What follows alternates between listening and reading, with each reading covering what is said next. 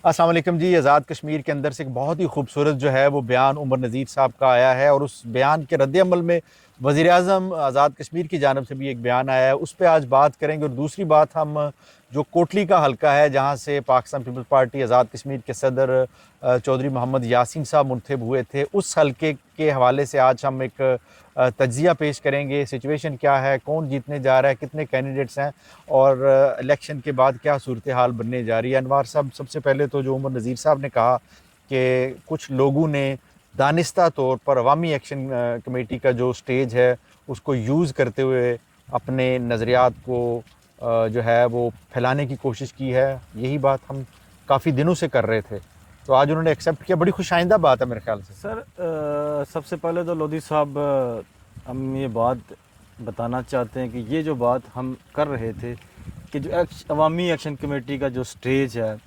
इसको मुख्तलिफ लोग अपने मकासद के लिए इस्तेमाल कर रहे हैं। जब से ये लोग रबला कोट धरना दे के बैठे हुए थे, वहाँ पे कोर कमेटी के जो सारे मेंबर हैं वो मौजूद नहीं थे, जिसकी वजह से हम नाम नहीं लेना चाहते, लेकिन चंद लोगों ने उसका भरपूर फ़ायदा उठाया। और हम ये देख रहे थे कि आखिरकार ये जो कोर कमेटी के बाकी मेंबरान हैं इसके ऊपर क्यों बात नहीं कर रहे। तो आज अपना उमर नज़ीर साहब हैं, उमर नज़ीर साहब ने ये बात की, जो कि बहुत अच्छी बात है। और उन्होंने एक दफ़ा पहले भी उमर नज़ीर साहब, आपको याद होगा कि उन्होंने धरने के अंदर पाकिस्तान के बड़ी पॉजिटिव बातें हक की में नारे भी लगवाए थे।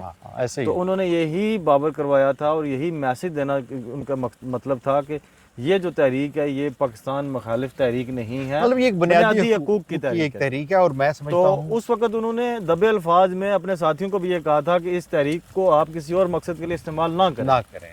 लेकिन वो नहीं समझे ना। जब ये सिचुएशन ऐसी हो गई तो उन्होंने खुले दिल से, मतलब खुले तस्लीम किया।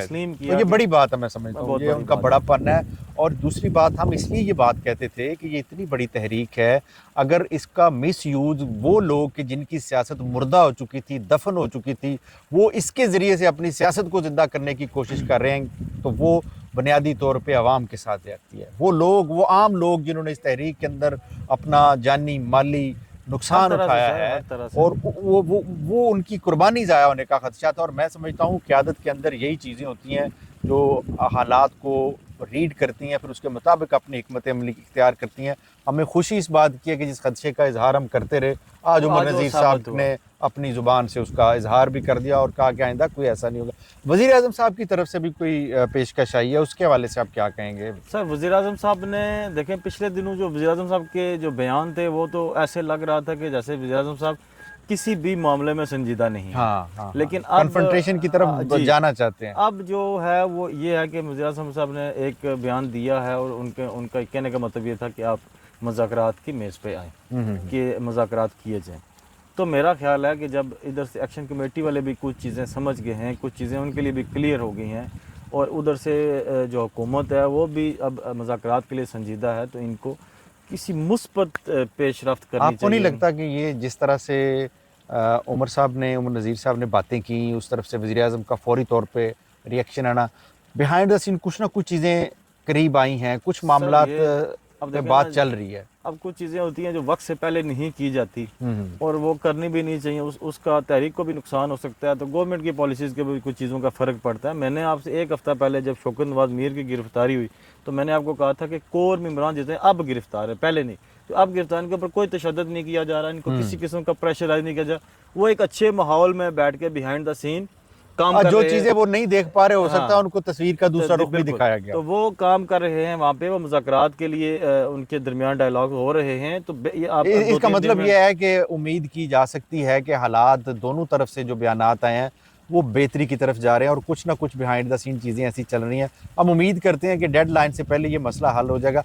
अब हम अपने जो हमने एक सेगमेंट शुरू किया है उसके हवाले से बात करें। कोटली सिटी की क्या सिचुएशन है इस टाइम, कितने कैंडिडेट वहाँ से इलेक्शन लड़ रहे हैं? हाँ सर, कोटली सिटी, पहले हमने खुरेटा की बात की, अगर खुरेटा के बाद दूसरे नंबर पे जो इस वक्त सियासत से ही अपने अरूज पे है वो कोटली सिटी की है।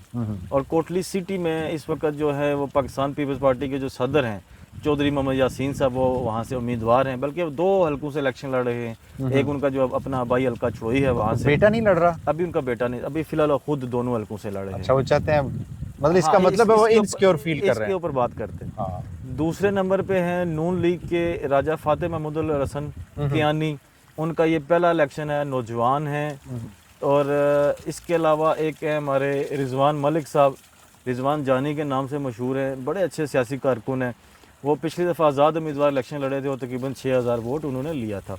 इस दफ़ा वो मुस्लिम कॉन्फ्रेंस के टिकट पे इलेक्शन लड़े।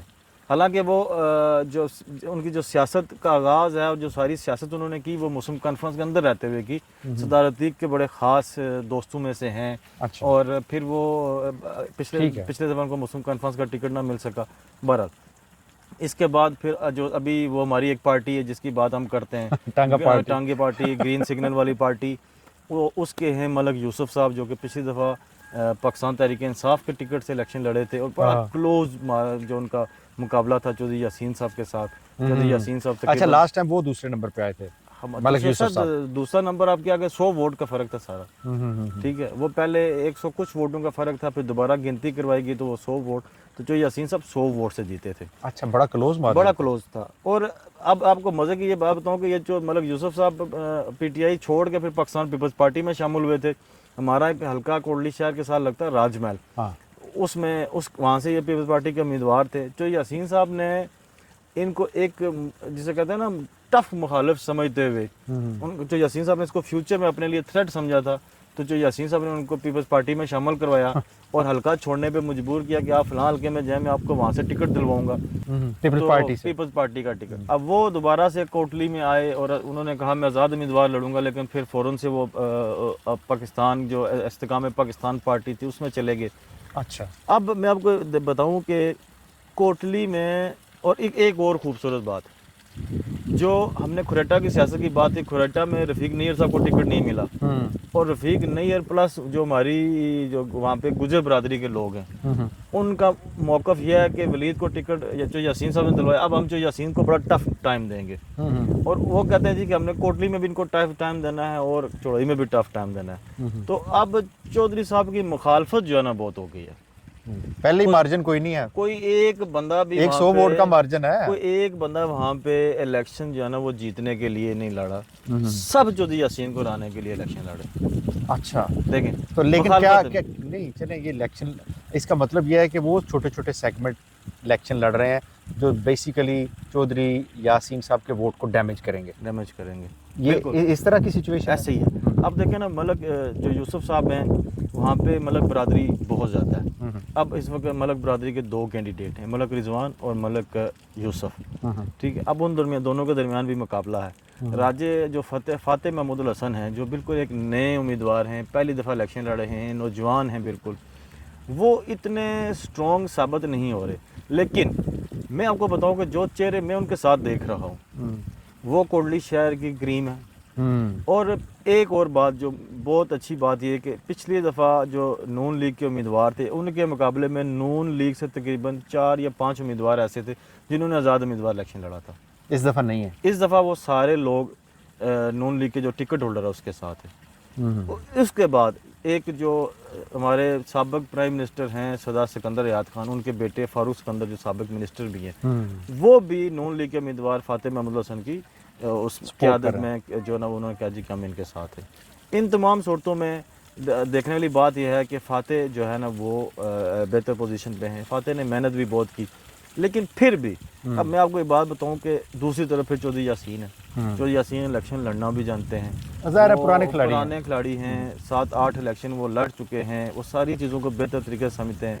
चौधरी यासीन साहब के साथ इस तरह हुआ कि बैरिस्टर ग्रुप एक कोटली के अंदर जो बैरिस्टर ग्रुप के लोग थे जो कि बेसिकली उन्हीं की फैमिली के जाट कबीले के लोग हैं, वो चौधरी यासीन साहब की मुखालफत करते थे।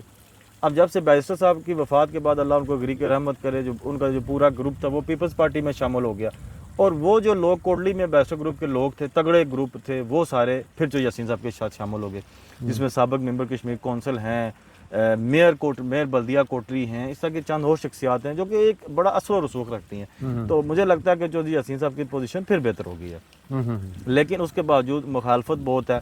और मुझे नहीं लगता कि इलेक्शन उनके लिए आसान होगा, उनको मेहनत करनी पड़ेगी। मलिक यूसुफ भी एक बहुत स्ट्रॉन्ग कैंडिडेट हैं, उन्होंने जितने इलेक्शन लड़े, गो कि वो कोई इलेक्शन जीत नहीं सके, लेकिन उन्होंने अपने मद्दे मुकाबल को बहुत टफ टाइम दिया। मैं आपको बताऊं, मुझे जो चीज़ समझ आ रही है एज ए सहाफ़ी, मुझे इतना कोई गहरा कोई सियासत का पता नहीं है, लेकिन मैं आपको कह रहा हूँ कि चौधरी यासीन साहब का जितना मुश्किल है, अगर आप पिछले रिज़ल्ट्स को सामने रखें और मौजूदा टांगा पार्टी में वो मौजूद हैं मलिक यूसुफ साहब, मुझे ऐसे लगता है कि कोटली वाली सीट से जो मेरी सिक्स सेंस कह रही है, या जो मुझे थोड़ा बहुत कोई इल्म है या नॉलेज है इस हवाले से, कि ये मुश्किल है चौधरी साहब। अब देखें, अब आपकी बात से मैं इनकार नहीं करता, लेकिन अगर मैं इस कहीं ना कहीं मेरे दिमाग में भी ये बात आती है कि अगर जो यासीन साहब इतने कॉन्फिडेंट होते हैं कोटली की सीट पे, हाँ, तो वो जो चुड़ोई वाली उनकी अपनी आबाई हाँ, ये सवाल मैं करना चाह रहा था, डायरेक्टली वो अमर को क्यों नहीं लड़ा रहे? शहनवाज को लड़ा सकते थे। हाँ, उन्होंने दोनों सीटों से पहले खुद लड़ना, मतलब इस वजह से कोई शायद कोटली वाली सीट पे इतने कॉन्फिडेंट नहीं है। हाँ, लेकिन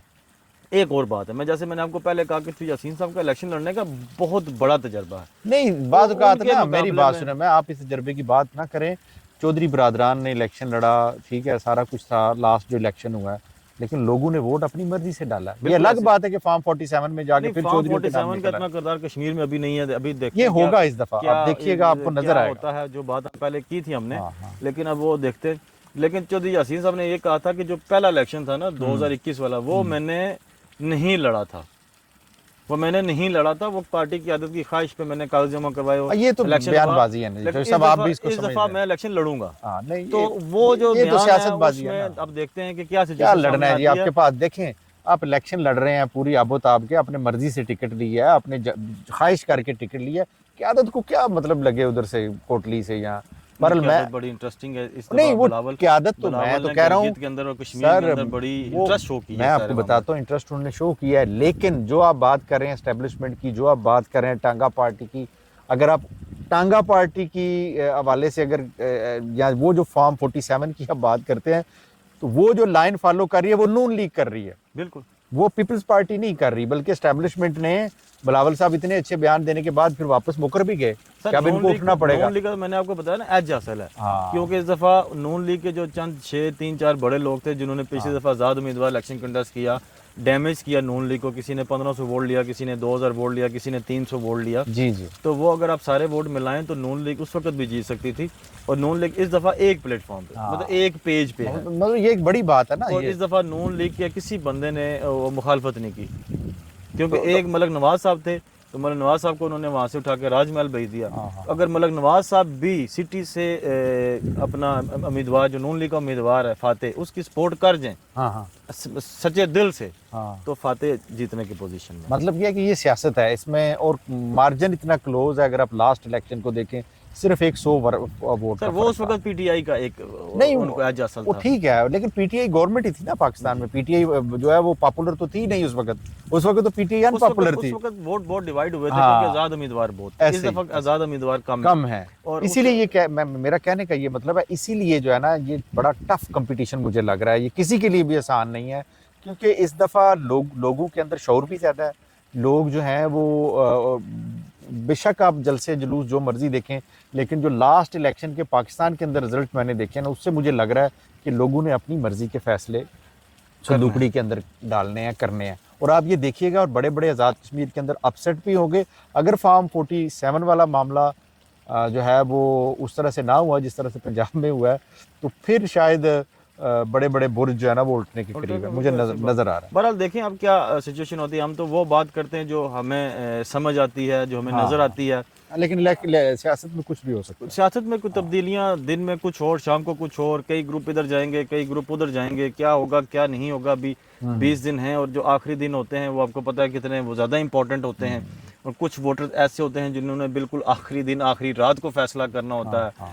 तो इसलिए ये चीज़ें तब्दील हो सकती हैं। और दूसरी तरफ अवामी एक्शन कमेटी भी है ना जी, वो भी एक बड़ा आंसर है, और चौधरी यासीन साहब ने उसकी मुखालफत की है, नून लीग ने उसकी मुखालफत की है। काफ़ी मुश्किलात है। यही मैं कह रहा हूँ कि वो उन मुश्किलात को अगर मद्देनजर रखें तो ये सारे कैंडिडेट्स को मेरे ख्याल से बड़ा वो बयानिया कैश करवा के मलिक यूसुफ साहब। हाँ, ठीक है। एक्शन कमेटी का जो बयानिया था वो मतलब यूसुफ साहब ने बहुत बेहतरीन अंदाज से कैश करवाया। हाँ। अब एक्शन कमेटी उनके साथ कोई वफा करे तो अच्छी बात है।